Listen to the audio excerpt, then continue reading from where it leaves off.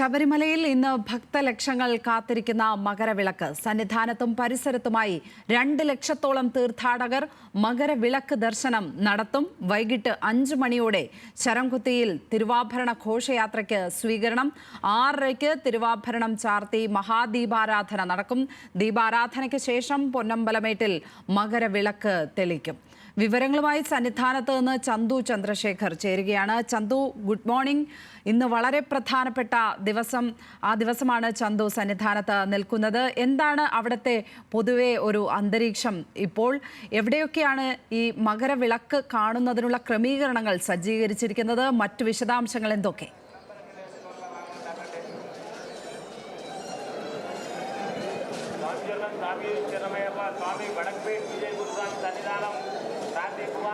కంఠపురం ఎక్కడున్నా ఇక్కడ అనౌన్స్మెంట్ దేనికైనా లాస్ట్ ఇయర్ మన జ్యోతి విశ్వంగా స్వామి అక్కడికైనా రండి స్వామి. మీరు లింగోల నాని గురుస్వామి గారు మీరు మేము సన్నిధానం ఇంటి వచ్చినాము.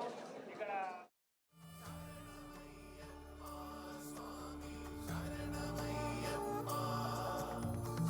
ശബരിമലയിൽ ഇന്ന് ഭക്തലക്ഷങ്ങൾ കാത്തിരിക്കുന്ന മകരവിളക്ക്. സന്നിധാനത്തും പരിസരത്തുമായി 2 ലക്ഷത്തോളം തീർത്ഥാടകരാണ് മകരവിളക്ക് കാണാനായി എത്തുന്നത്. വൈകിട്ട് 5 മണിയോടെ ശരംകുത്തിയിൽ തിരുവാഭരണ ഘോഷയാത്രയ്ക്ക് സ്വീകരണം കിട്ടും. 6:30 തിരുവാഭരണം ചാർത്തി മഹാദീപാരാധന നടക്കും. ദീപാരാധനയ്ക്ക് ശേഷം പൊന്നമ്പലമേട്ടിൽ മകരവിളക്ക് കാണാൻ കഴിയും. അങ്ങനെയാണ് ക്രമീകരണങ്ങൾ. വലിയ സുരക്ഷാ ക്രമീകരണങ്ങൾ തന്നെയാണ് അവിടെ ഒരുക്കിയിരിക്കുന്നത്. പ്രത്യേകിച്ചും ഈ ദിവസം വലിയ തിരക്കാണ് ശബരിമലയിൽ. അത് നമുക്ക് എല്ലാവർക്കും അറിയാവുന്നതാണ്. ദേവസ്വം ബോർഡ് പ്രസിഡന്റ് കഴിഞ്ഞ ദിവസം മാധ്യമങ്ങളോട് പറയുന്നുണ്ടായിരുന്നു, പ്രായമായ സ്ത്രീകളും കുട്ടികളുമൊക്കെ ഈ ദിവസം ദർശനം ഒഴിവാക്കണം എന്ന കാര്യം. ഏതായാലും വലിയ നിയന്ത്രണങ്ങളുണ്ട് ഈ ദിവസം. ചന്തു ചന്ദ്രശേഖർ ചേരുന്നുണ്ട് സന്നിധാനത്ത് നിന്ന്. Chandu, good morning. വളരെ പ്രധാനപ്പെട്ട ഒരു ദിവസമാണ് ചന്തു സന്നിധാനത്ത് നിൽക്കുന്നത് എന്ന് പറയുകയായിരുന്നു. എന്തൊക്കെയാണ് അവിടുത്തെ ഒരു അന്തരീക്ഷം? അവിടുത്തെ ക്രമീകരണങ്ങൾ ഏത് തരത്തിലാണ്? എവിടെയൊക്കെയാണ് മകരവിളക്ക് കാണുന്നതിനായുള്ള ക്രമീകരണങ്ങൾ ഉള്ളത്?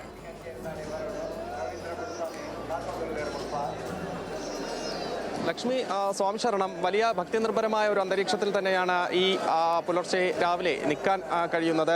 കാരണം പ്രധാനമായും ഭക്തലക്ഷങ്ങളാണ് ഇപ്പോൾ ഈ മകരവിളക്ക് ദർശിക്കുന്നതിന് വേണ്ടി ഈ ശബരിമല പരിസരത്ത് ഒത്തുകൂടിയിട്ടുള്ളത്. അവർ കഴിഞ്ഞ ഒരാഴ്ചയായി ഈ മകരവിളക്ക് ദർശിക്കുന്നതിന് വേണ്ടി സംസ്ഥാനത്തിനകത്തു നിന്നും പുറത്തു നിന്നും ഭക്തലക്ഷങ്ങൾ ഇങ്ങോട്ടേക്ക് വന്നുകൊണ്ടിരിക്കുന്നു. കഴിഞ്ഞ ദിവസം തന്നെ ദേവസ്വം ബോർഡിന്റെ കണക്കനുസരിച്ച് ഏകദേശം 1.5 ലക്ഷത്തോളം പേരാണ് ഈ പല സ്ഥലങ്ങളിലായി ശബരിമലയുടെ പല ഭാഗങ്ങളിലായി സന്നിധാനത്തിന്റെ പല ഭാഗങ്ങളിലായി പർണാശ്രമങ്ങൾ തീർത്ത് ഇവിടെ മകരവിളക്ക് ദർശിക്കുന്നതിന് വേണ്ടി കാത്തിരിക്കുന്നത്. വലിയ തരത്തിലുള്ള ക്രമീകരണങ്ങളാണ് മകരവിളക്ക് ദർശനത്തിന് വേണ്ടി ഒരുക്കിയിട്ടുള്ളത്. പ്രധാനമായും പോലീസിന്റെ വലിയ തരത്തിലുള്ള ക്രമീകരണം ഏർപ്പെടുത്തിയിട്ടുണ്ട്. മാത്രമല്ല മറ്റ് എല്ലാ തരത്തിലുള്ള ഒരുക്കങ്ങളും ദേവസ്വം ബോർഡും പൂർത്തിയാക്കി കഴിഞ്ഞു. കഴിഞ്ഞ ദിവസം ഇതിന്റെ അവസാനവട്ട വിലയിരുത്തലുകൾക്കായി ദേവസ്വം ബോർഡ് പ്രസിഡന്റും പോലീസ് ഉന്നത ഉദ്യോഗസ്ഥരും എല്ലാം സ്ഥലത്തെത്തി ഇതിന്റെ ക്രമീകരണങ്ങൾ വിലയിരുത്തി. ഇതിൽ ഏറ്റവും പ്രധാനപ്പെട്ടത് വലിയ തരത്തിലുള്ള ഒഴുക്ക്, ഭക്തരുടെ ഒഴുക്ക് കഴിഞ്ഞ ദിവസങ്ങളിലൊക്കെ ഉണ്ടായിട്ടുണ്ട്. കഴിഞ്ഞ ദിവസം മാത്രം 80,000-ലധികം പേർ സന്നിധാനത്തെത്തി ദർശനം ചെയ്തു മടങ്ങിയെന്നാണ് ദേവസ്വം ബോർഡിന്റെ ഔദ്യോഗികമായ കണക്ക്. പോലീസ് പറയുന്നതനുസരിച്ചാണെങ്കിൽ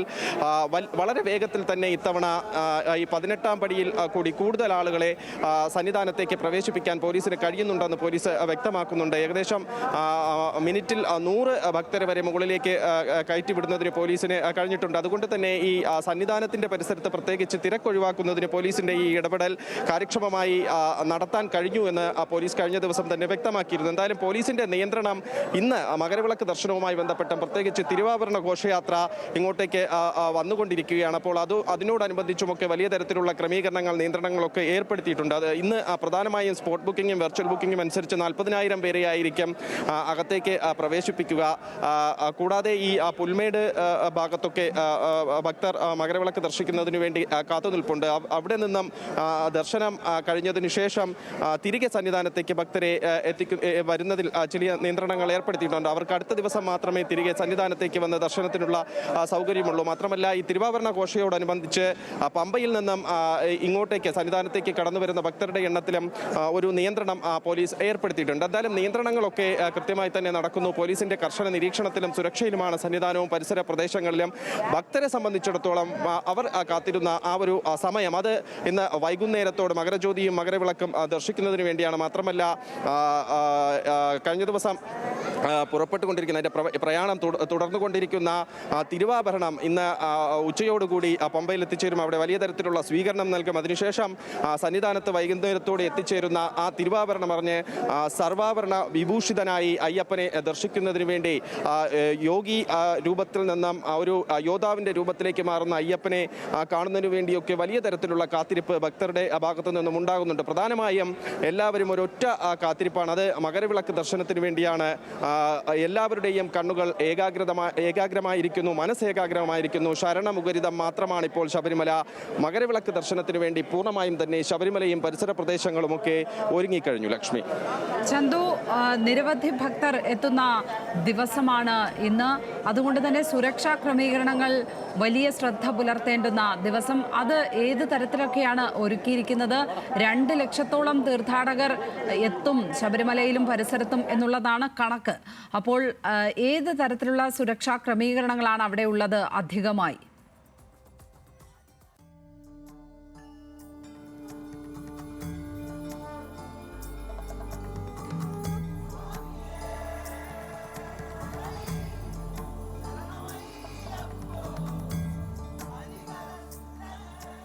ഭാഗമായി പ്രവർത്തിക്കുന്നുണ്ട്. ഫയർഫോഴ്സ് ഉദ്യോഗസ്ഥരുടെ സേവനമുണ്ട്. മറ്റ് ആംബുലൻസ്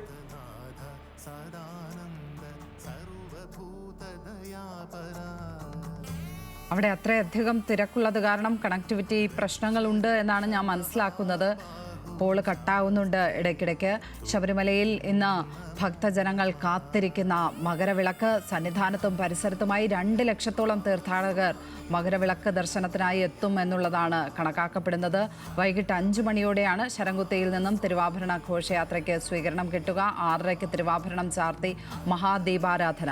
ശബരിമലയെ സംബന്ധിച്ചിടത്തോളം ഏറ്റവും പ്രത്യേകതയുള്ള ദിവസം, എല്ലാവരും കാത്തിരിക്കുന്ന ദിവസം. നമുക്കറിയാം, അവിടെ പോയി ആ മകരവിളക്ക് ദർശിച്ചില്ലെങ്കിൽ കൂടിയും മാധ്യമങ്ങൾ വഴി ആളുകൾ ഏറ്റവും കൂടുതൽ ശബരിമല ദൃശ്യങ്ങൾ കാണുന്ന ഒരു ദിവസമാണ്. അതുകൊണ്ട് തന്നെ വളരെ പ്രധാനപ്പെട്ട ഒരു ദിവസമായി കണക്കാക്കുന്നു. അത്രയധികം ശ്രദ്ധയോടെയാണ് അധികൃതർ ഈ ദിവസത്തെ കൈകാര്യം ചെയ്യുന്നതും. സുരക്ഷാ ക്രമീകരണങ്ങൾ അത്രയ്ക്കും ശക്തമാക്കാറുണ്ട്. നമുക്കറിയാം, മുമ്പ് സംഭവിച്ച ദുരന്തത്തിൻ്റെയൊക്കെ പശ്ചാത്തലത്തിൽ വലിയ ക്രമീകരണങ്ങൾ, ജാഗ്രത അധികൃതർ ഈ ദിവസം പുലർത്തും. അതുകൊണ്ട് തന്നെ പ്രത്യേക നിർദ്ദേശങ്ങളുണ്ട്. വലിയ പ്രായമായവർ, ഒരുപാട് രോഗങ്ങളുള്ളവരോ, കുട്ടികളോ, പ്രായമായ സ്ത്രീകൾ, അവരൊക്കെ ഈ ദിവസം ദർശനം ഒഴിവാക്കണമെന്ന് പറഞ്ഞിട്ടുണ്ട്. അത്രയധികം തിരക്ക് ഇന്ന് അവിടെ അനുഭവപ്പെടും. സന്നിധാനത്ത് നിന്ന് ചന്തു ചന്ദ്രശേഖറാണ് വിശദാംശങ്ങളുമായി ചേർന്നത്. കൂടുതൽ ചോദ്യങ്ങൾ ചന്തുവിനോട് ഉണ്ടെങ്കിൽ കൂടി പറഞ്ഞ പോലെ അവിടുത്തെ ഒരു തിരക്ക് കാരണം അവിടെ നിന്ന് ഫോൺ കൃത്യമായി കിട്ടാത്തൊരു അവസ്ഥയുണ്ട് എന്നാണ് മനസ്സിലാക്കുന്നത്.